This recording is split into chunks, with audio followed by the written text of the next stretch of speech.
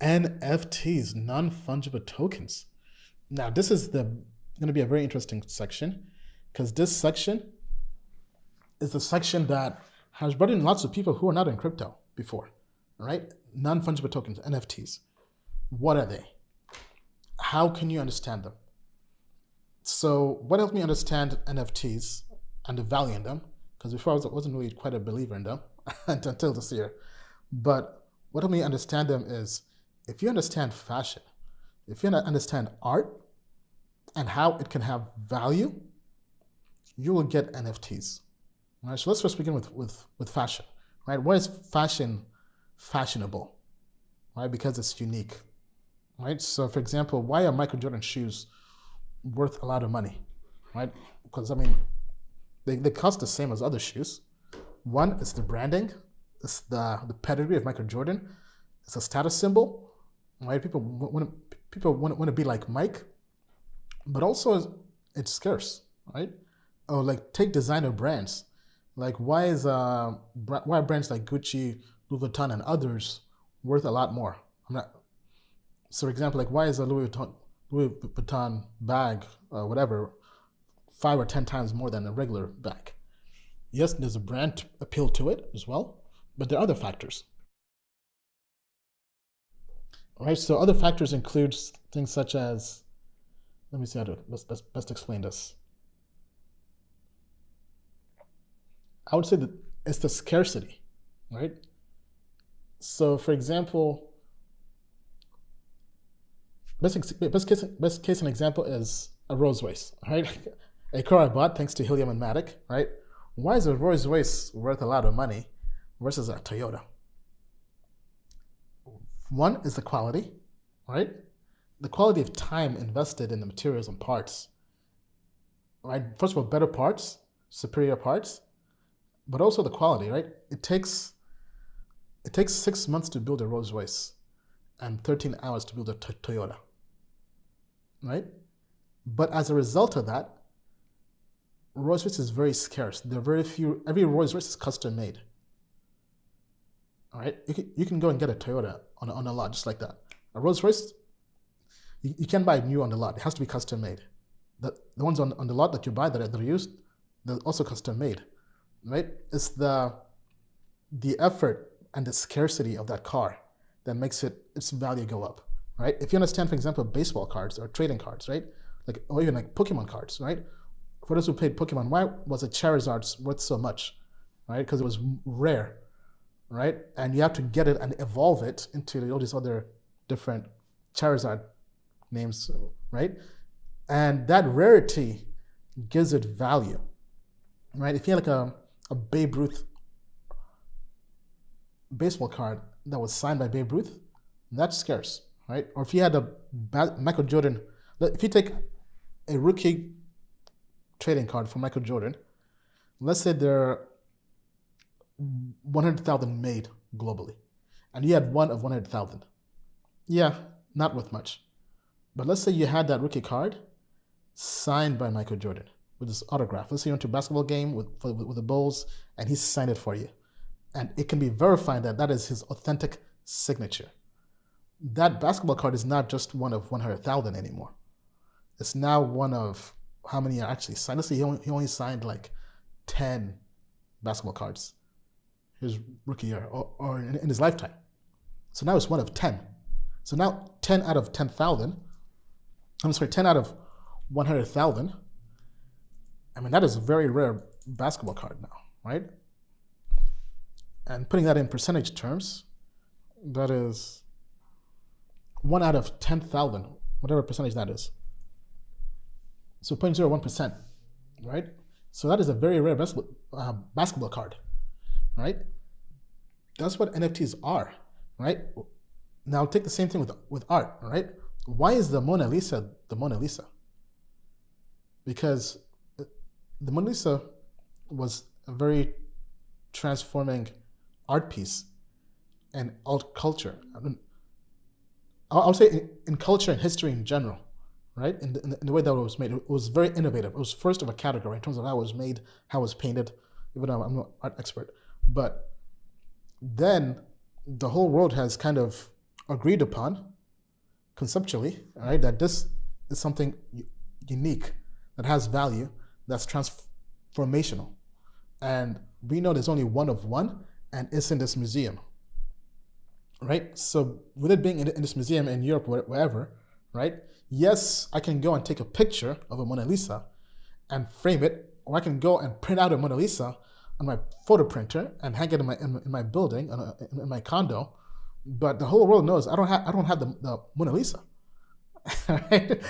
Because we know for a fact it is in this place, being held by this person. Because when you buy art, right? I got into art collecting this year. When you buy art, they give you a certificate of authenticity that certifies that this is a real art piece. You bought it at this place, at this gallery, at this price, at this date, and anybody can call and verify that you bought it there. That's the same thing with the blockchain. So NFTs, non-fungible tokens, are really just it's digital scarcity. It's taking things of value, of culture, from baseball cards, anything that we want to make scarce in the real world. Because as the whole world goes digital, how do we create digital scarcity? That's what NFTs do. They help us create digital scarcity that's provable and verifiable on the blockchain. That's what NFTs do at a high level, right? So we can do the same thing with art. We can now so now let's open up into a platform that's the most popular platform for NFTs, OpenSea. So I will pull up my account and I will show you basically my NFT collection. It looks like I gotta connect my MetaMask again. Give me some time here.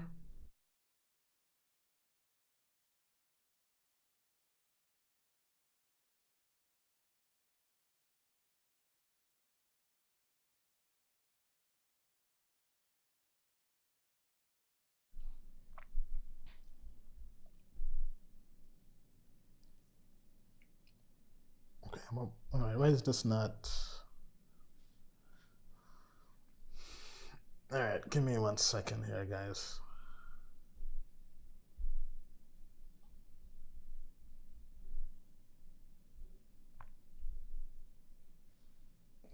Okay, looks like I'm having some issues opening this up here.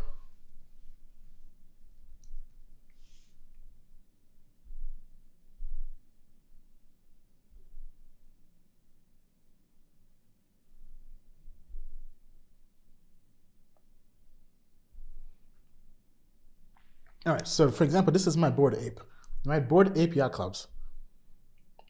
So if anybody wants to buy this, I'm selling this for 310 Ether. Now, I did buy this for 62 ETH 4 months ago or so. Actually, I did get an offer to sell it for, what was the offer I got? Which I rejected. I did think deeply about it, but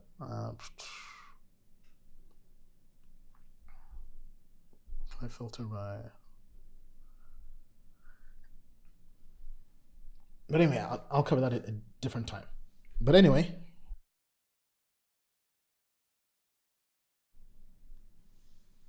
so why is this of value, right? Because if we go to the Bored Ape Yacht Club collection, right, similar to art. So take the concept of art in the real world, right, Mona Lisa, whatever, and now make it digital, right? So now we have an artist or art collection called the Bored Ape Yacht Club, and there are 10,000 items of these bored apes, and each of them is unique, right? Each of them is computer generated.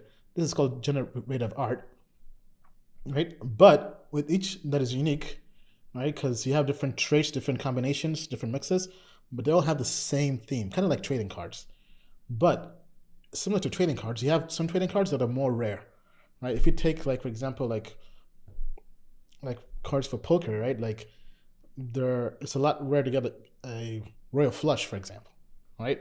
So think of that, but with traits, right? So you have 10,000 items owned by 6,000 owners. And if we take, for example, if we go down on the left-hand side, these are the unique traits, right? So you have the background colors, you can have different variations, And over here shows you how many number out of 10,000 they are, right? So the most rare color is gray. There are 1,170 gray backgrounds, right? Then if we go to clothes, it gets even more rare, right? The most rare clothing item is a black suit. There are only 42 out of 10,000 that have a black suit, right? If we go to earrings, same thing, right? So as you can see, we have different combinations and mixes, and with each mix, it gets you create a very unique Bored Ape. Now, so when it comes to eyes, only 49 have the blue beams, right? These are the laser eyes, right? Oh, I'm sorry, you have laser eyes and you have the blue beams, right?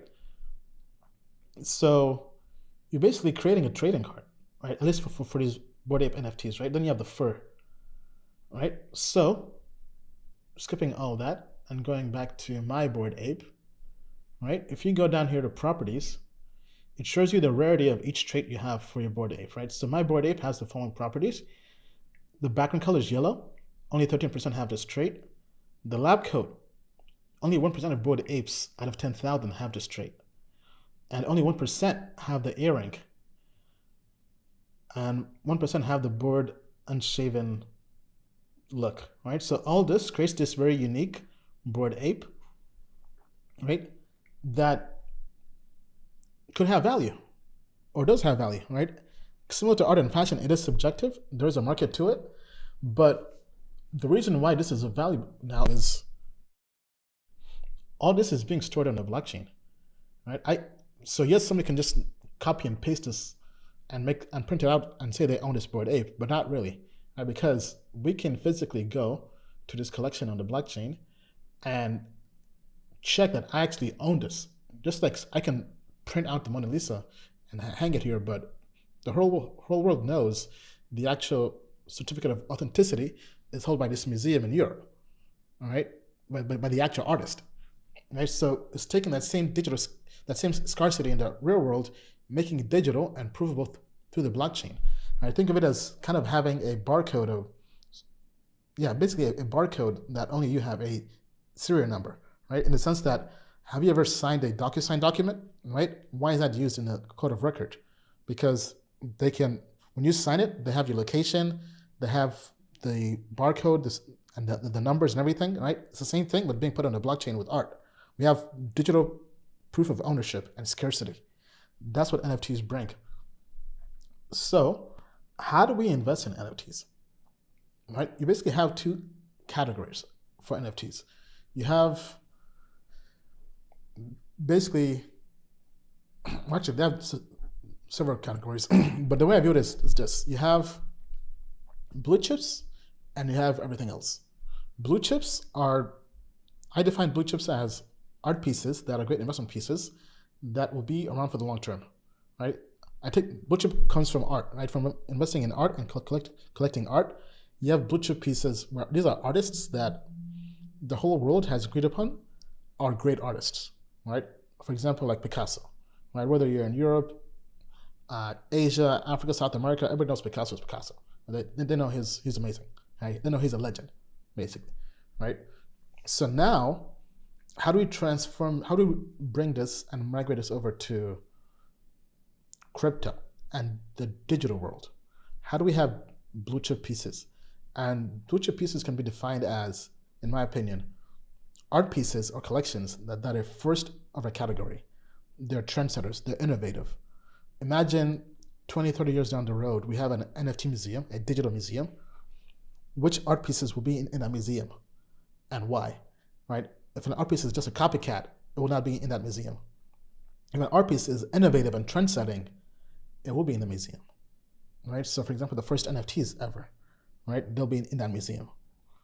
Bored Apes, I think, will be in that museum because they were the first real collection with a private group and community that has gone mainstream, right? Bored Apes have become part of culture. So while you have other blue chip NFTs like CryptoPunks being one of the first early NFTs, and you have Etherrocks and others, honestly, I don't think those will really stand the test of time because the amount of holders that hold them is small. while Bored Ape is building a large community. So as a result of that, I think although they are blue chips technically, CryptoPunks and others, I think Bored Apes will flip them, which is beginning to happen as of recently. Even though I could be biased, maybe, I don't know. But I mean, so going back to this, actually one site I like for NFTs, I'm looking at the rarity of NFTs is rarity.tools. Right, you can come here. It shows you the different collections, right? So mutant apes, right? These were airdrops, basically drops to all the Bored Ape holders, right? Same thing with Bored Ape Kennel Club, right? So now they're creating this community, and if you see the trading volume here, right, and the value, going back to what I said earlier about scarcity, right? This platform lets you go through and basically see why things have value. Right, so this is the most rare NFT. It's a mutant ape, and we can look at this, and it goes through and creates a rarity score. All right, then we can actually put this up on OpenSea. But let me sort by.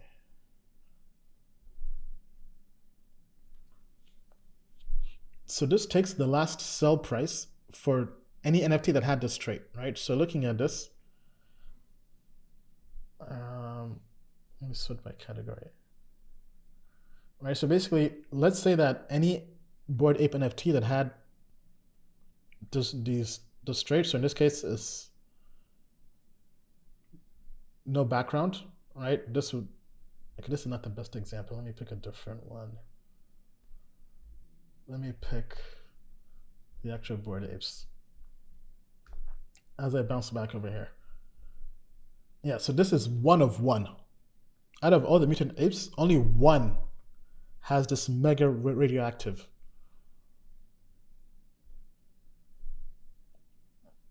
And that's why it's probably worth a lot of money, right? So you have 17,400 items, and only one out of this whole collection that's been covered in Rolling Stones, by celebs and all that, only one. So this is an in-demand collection, only one. It's one of one. It is unique. That gives it value, similar to, it's like owning a one of one baseball card or a one of one art piece by Picasso, right? If you get that, you'll get NFTs. So let me get a different example. Yeah, so this is a lot better, right? So this is a Bored Ape. These are the traits it has, and this shows you the floor price for any ape with that price, right? So if we sort by traits, right? Any Bored Ape, I'm sorry, I think the highest floor price for Bored Ape that has the mouth with a bored dagger was 95 Ethereum, right? So looking at this, if we, how do I pull this up? If we go here to OpenSea and look at the actual properties, well, 0.49% have this, right? And if we go and look at just all these, look at the price, right? If we go to recently sold, right? So this one got sold for 84 ETH, 72 ETH, 75 ETH, 69 ETH, right? So obviously the community values having this dagger for some reason, right? Now, one thing to put in mind is not everything that is rare has value, and not everything that has value is rare, right? Because there is a data science aspect to it, but there's also an aesthetic part to it, right? The community as a whole and the culture can decide on what it finds valuable, right? So for example, there are some traits, while they're rare, nobody wants to have them, right? Because it's not cool or fashionable, right? Then there's some traits that are rare and people like them, right? Like the laser eyes, because it's a crypto thing, right? So if you understand how this works, right? So you combine all these traits and their rarity and the last price they were sold at, you can see how you can find that of value. Now, the reason why I think NFTs could also be a possible bubble, but I think they'll be great for culture and for taking crypto mainstream. Similar to token sales and ICOs, 95% of them will go to zero. Right? So as an NFT investor, you have to really think about this. 95% out of 100 NFTs will go to zero. Right? And I think that's a safe assumption to make, especially in a bear market. Right? So how do you pick what to invest in? Right? If you're investing just in blue chips, that is very hard because the floor prices, unless you're a whale with lots of money, you can't get in. Right? What you can do though, you can try to find the next big NFTs to get in. Right? And by minting an NFTs, similar to a token sale, you have NFT sales, but similar to that, 95% of them will go to zero. Right? So if anything, risk management, diversify. If anything, I would not put more than 10% of my portfolio into NFTs. I would say non-blue chip NFTs, right? And even then, so let's say you have $10,000, how do you invest into NFTs? First of all, you can't really do that on the Ethereum blockchain because the fees are too high. You have to go to a different blockchain like Solana. And even then, there's some issues with that, right? But let's say you wanted to mint NFTs, right? You'd come here to upcoming, rarity.tools. But so far, I mean, all these are going to zero in my opinion, all right? But the factors you can leverage to help you filter out what has a chance of not going to zero is community, right? How big is community? How big is it? Is it Discord? So let's say you find a Discord group that's huge, right?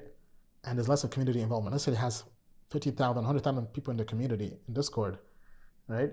And they have lots of well-known people in the NFT space following them or involved in the community or the project. So similar to fundamental analysis for crypto, we do fundamental analysis on NFTs. We want people that are well-known in the NFT space, either artists or past collectors or investors, and a large community. We're looking for large signals of confidence, right? Large votes of confidence. And then after you do all that, you come up with a list, and even then it's still a crapshoot. I mean, but so like over here, all this is going to zero in my opinion. But let's say I wanted to mint this NFT, all right? We'll then go to this website and we'll basically connect our wallet and would mint, right? And then, I mean, a strategy I've kind of been employing is if you're going to mint these NFTs, you treat this like IDOs and launchpads. You want to flip these NFTs as quickly as possible to recoup your initial investment, right? So let's say you mint 10. Actually, let's say you mint 5 NFTs out of 10,000, right? And it cost you, the price was how much? If we go back, all right? So 0.036 ETH. So I'll just do that times 5. 0.18, so 0.18 ETH, right? Then as soon as you mint them, I would go to OpenSea and I would I would go to, OpenSea, look at the rarity of the NFTs you got. If they aren't any good, sell them at floor price.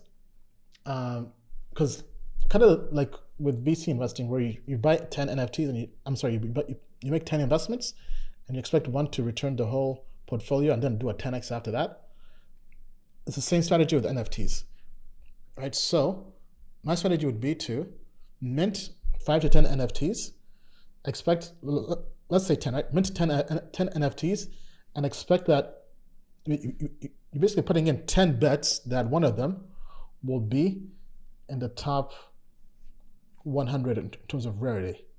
And when that happens, that's the one that's going to catch you out. And everything else that's not in the top 100, you sell at floor price or close to floor price or enough to recoup your investment. So let's get scientific with this, right? So in this example, right, we said we minted 5 NFTs for 0.036 ETH, right? So that's 0.18 ETH.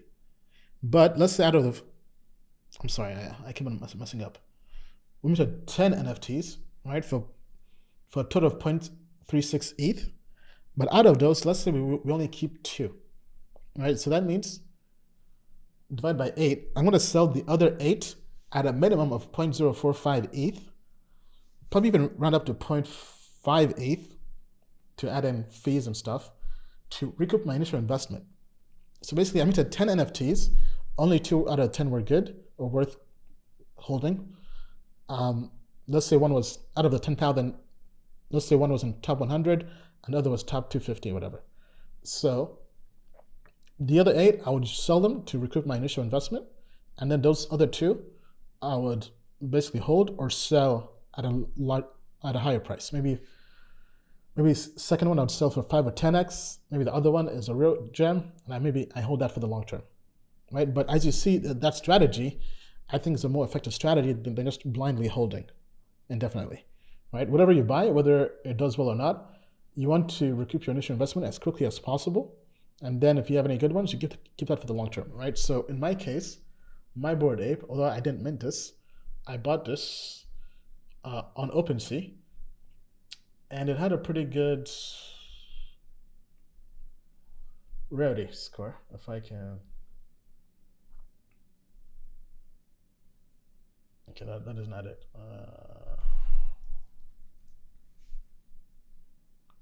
Okay, I can't pull it up because I'm not logged in. But anyway, I mean, that at a high level is NFTs. I mean, and at an even higher level, that concludes the book and this 4-hour live masterclass on crypto investing guide, how to invest in Bitcoin, DeFi, NFTs, and more.